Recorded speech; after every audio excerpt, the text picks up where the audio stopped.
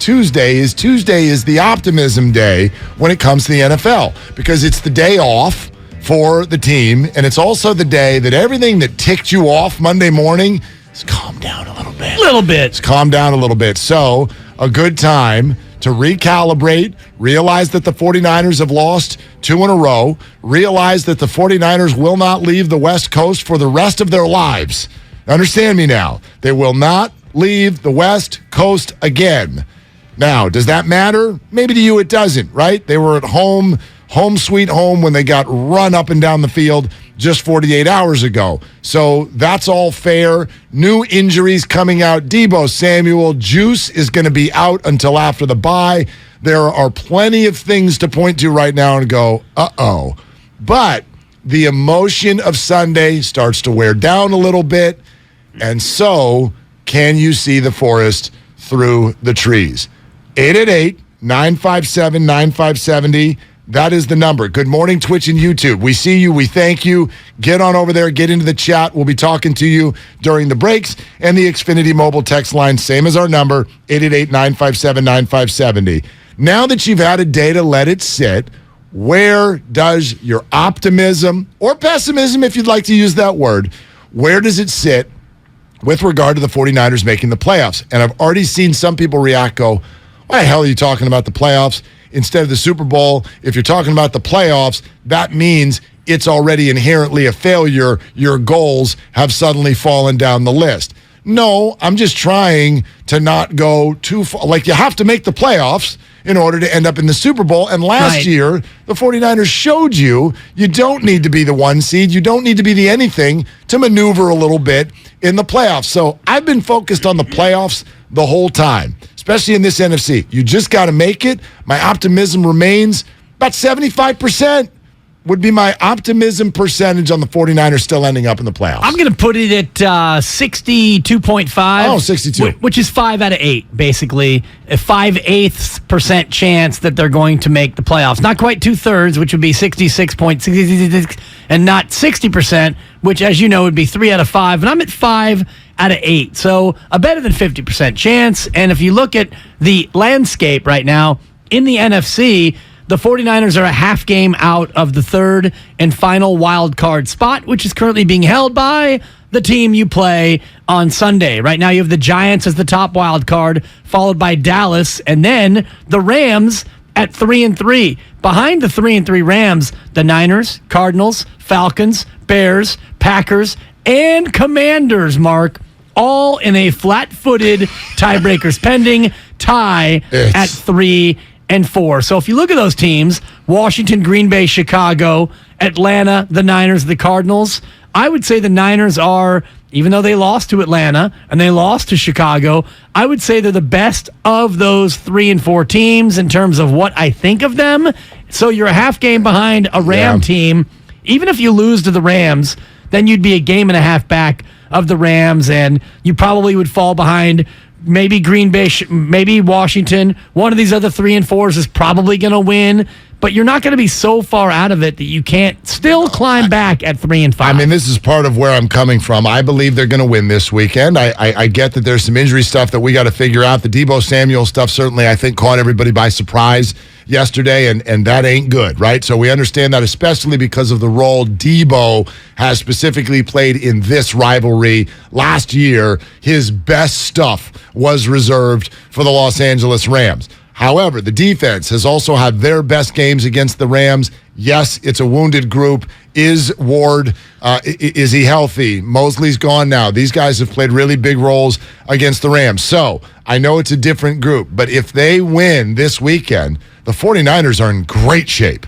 They're in great shape going into the bye at 4-4. So that's part of where my optimism sits. However, I'm going to acknowledge those of you who want to look at the glass being half empty or all the way empty. If you had told me after 7 weeks of the season that the 49ers would have the same record as the Washington Commanders and the Chicago Bears, I'd have gone to sleep. I don't even understand it. I don't understand it. But I'm comfortable in a spot where there's just things about the NFL that I don't understand because it's part of what makes it great.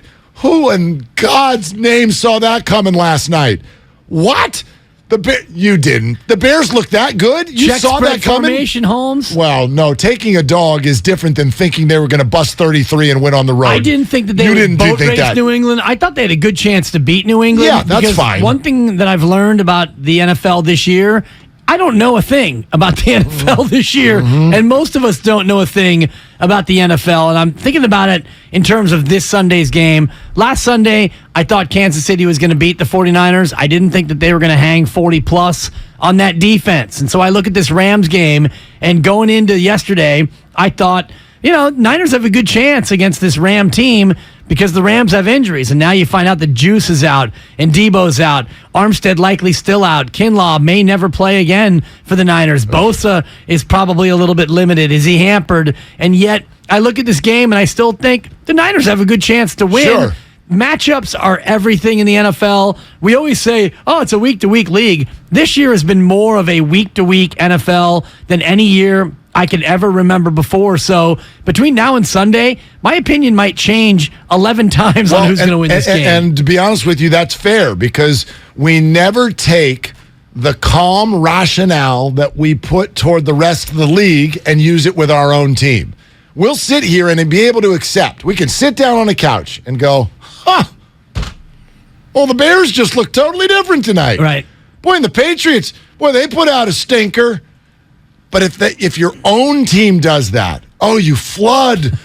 You flood. Can't handle it. You're like, there's no way the Niners are going to beat the Rams this week. Have you seen them the last 2 weeks? They're terrible. Well, wait a minute. Why can't the 49ers, even if they are terrible, which nobody really believes, their roster's not terrible, are they injured? Are they underperforming? Sure. But nobody looks at the roster and goes, well, this is just a flat bad team that doesn't have talent. Nobody does that. So even if you just think the 49ers are not what they're cracked up to be, why can't they go in Sunday and do what the Bears just did? Why can't they just go look good? And you're like, I had no idea that was coming. Why would that have happened? I don't know. It is the weirdest year. Again, I keep pointing to this. Survivor pools around the country are over They're already. All over, yeah. They're over. People are on their second chance stuff. I love it. Because there's been so many surprises week to week.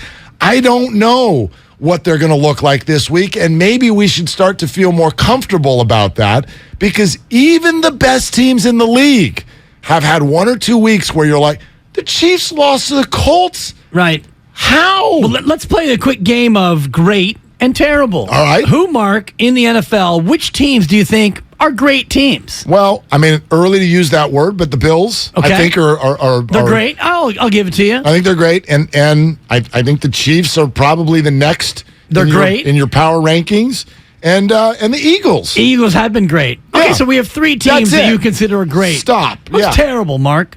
Who's terrible? Which teams would you look at are just that team is terrible?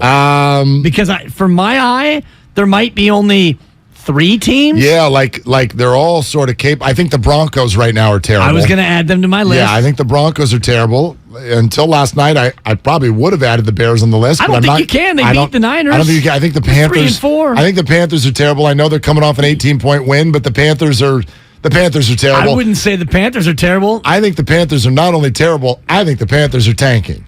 There is somebody at a high level, I don't know if it was their owner or their GM, who came out last week, or not last week, yesterday. He came out yesterday and said if Baker Mayfield and Sam Darnold are both healthy, we're still going with P.J. Walker next week because he's earned it. Nice. Oh, Thank for you, Smith crying Barney. out loud. He's earned it. Sure, just tell everybody you want a draft pick, and you're totally flustered by the fact are they that you tanking for Wembayama? you beat exactly.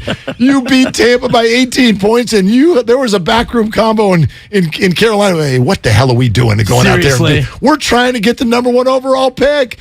So to my point, though, I would disagree that they're terrible. I think Pittsburgh's closer to terrible. Houston's been terrible. Pittsburgh will give you a game. They just beat Tampa 2 weeks ago and took Miami to the last play of the game. This kind of is my point, Mark, because we could play great and terrible, and I think you're right about great. There might be 3 teams that are great. Houston. There might be 2 teams that are terrible. Right. That leaves 27 teams that are stuck in the middle with you. And then, what if I asked it to you this way? How many teams in the NFL, at least on 1 week, have looked terrible?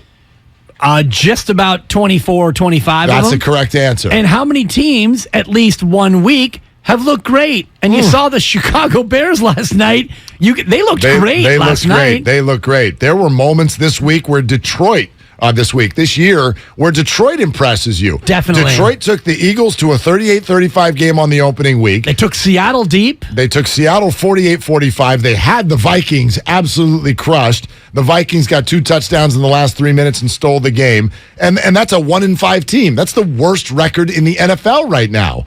And I still can't hang on them that they can't give you a game. Right. Like the Bills are playing those Lions on Thanksgiving. Sign me up. I want to watch that. That actually sounds like a really fun game to watch. It's the 9:30 game. The best record in the NFL, well, outside of the Eagles, but the best team in the NFL against the worst. And I'm like, that's a good game. That's an early over bet, by the way. I like that. That morning, that wake and take for Thanksgiving. Well, I'm just glad that it's not the Bears. It feels like 17 years in a row, the Lions have played the Bears on Thanksgiving and that the final score is 16-13. Yeah. Doesn't it feel like that? Every single year, it'll be different this year. The Lions get that traditional breakfast game, and then the Cowboys get the midday game, and then I don't know who the third game is, but to your point about the 49ers, that they could show up this week and play great. They could show up and play terribly. And then coming out of the bye, same thing. This Niner team is just like all the other teams in the league. It's a week-to-week proposition. Your third game on Thanksgiving is the New England Patriots visiting the Minnesota Vikings. It's a little bit of a snore, honestly. No, I don't think so. The Vikings have a lot of fantasy players, so people will watch because of that. Right. Of course, we're going to watch it. Right. I mean, what else? Like last year, having Vegas on in the third game was pretty exciting. The third Thanksgiving night game. I thought Vegas played the Cowboys last year. Oh, they played the middle game. Didn't they play? Yeah, the middle game. My fault. Anyway, night game was somebody. Yeah. 2 teams played Thanksgiving's football. always a little bit of a blur for your boy. Yeah, the end, it's like, okay, belt buckle, couch, tryptophan, night. And you're like, who's playing here? But yeah, this year it'll be New England and Minnesota. So anyway, that circles us all back to where you sit with the 49ers. I think there are a couple of things that you can write down in ink. 3-4 is really disappointing. It's really disappointing, okay? And Jimmy Garoppolo, now being the quarterback again, has been, I think, what you'd expect him to be. That's the interesting thing for me about the constant discussion on a weekly basis about Jimmy, whether it's he shouldn't still be on the team, whether it's he should still be the starter, or anywhere in between. Jimmy Garoppolo has done nothing other than when he walked out of the back of the end zone that I think really grabs your attention and goes, what on earth was that? Good or bad?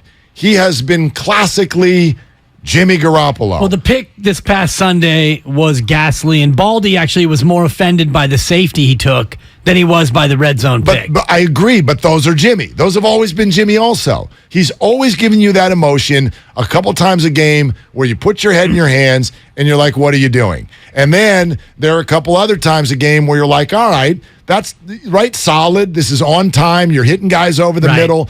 He's never going to be spectacular, and he's never going to be the worst QB in the league. And it's fascinating to me. This is a completely different dynamic I would love to discuss. It's fascinating to me that we still are so galvanized by this conversation. Do you know who Jimmy Garoppolo looks like this year? Jimmy Garoppolo. Jimmy Garoppolo. I was racking my brain to figure out who you were going with, but it's Jimmy Garoppolo. It's Jimmy Garoppolo. Right, yeah. Like, he has done exactly what you would think he would do.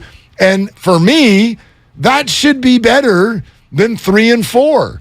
There have been a lot of other things that have affected this, but I find this record to be disappointing.